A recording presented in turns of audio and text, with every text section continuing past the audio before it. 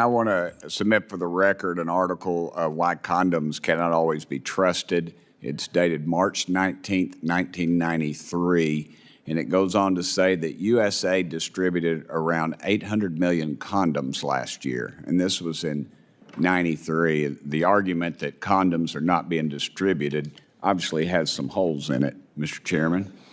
Mr. PRIMORAC, can you provide an example of USAID programs, a USAID program that was harmful to the U.S. foreign interests? You. I probably didn't say your name right. I've said it. That's okay, Congressman. Thank you. Nobody gets. Jonathan Jackson still doesn't get Burchett right, so we're good. Now, I've heard a lot about the issue of China, and I agree that it's very important to counter China. But the last 4 years went in the opposite direction. The strong counter-China infrastructure that we had developed over at USAID was simply dismantled by the next administration. I can't think of anything that's harmed the developing world than the climate agenda. It has pushed all of these countries, especially in Africa, to go green.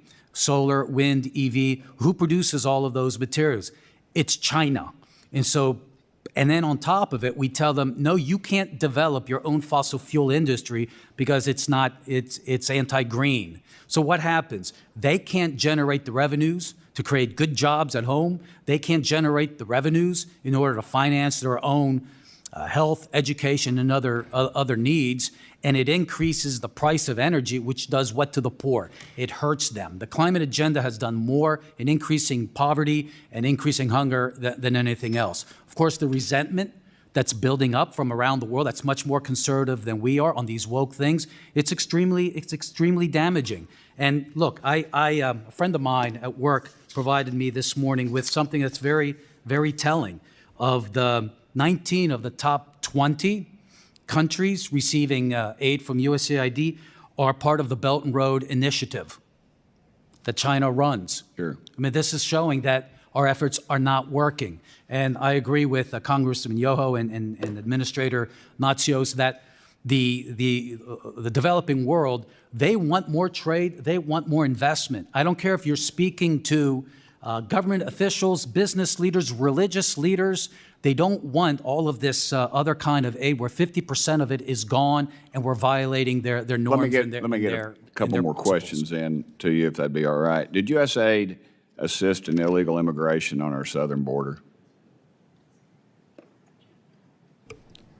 I think that's something, it's both state and aid that's shared in that responsibility. PRM over at state, I think, is doing this. There was this whole thing about root causes and spending billions of dollars in Central America as if that would stem illegal immigration. But the problem with that argument is that these countries earn tens of billions of dollars of remittances. So the amount of aid that we're spending is such a tiny amount, it doesn't have any impact. If you want to stem illegal immigration, it's not foreign aid, it's closing the border.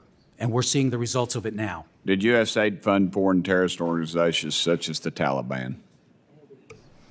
You know, when I launched and led the Bureau for Humanitarian Assistance, we had an internal risk assessment tool, and I pushed it immediately into red because we were sending money in places where we didn't have an actual presence. In a place like Afghanistan, we're not there.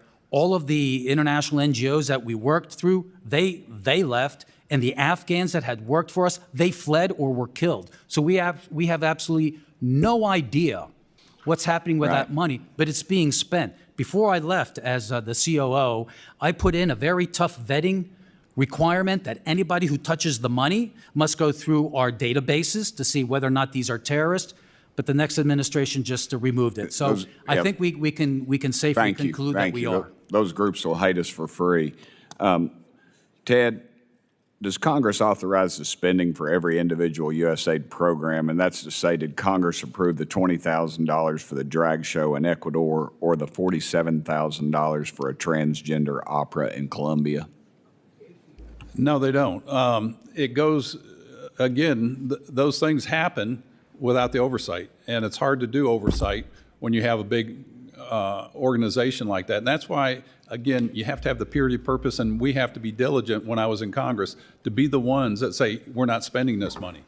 Thank you. But those two projects are State Department projects. They're not USAID projects. Let me- That is inaccurate, sir. Did I say that? I asked, I didn't say that, sir, but thank you for putting words in my mouth. I would like to submit this article for the record, Mr. Chairman.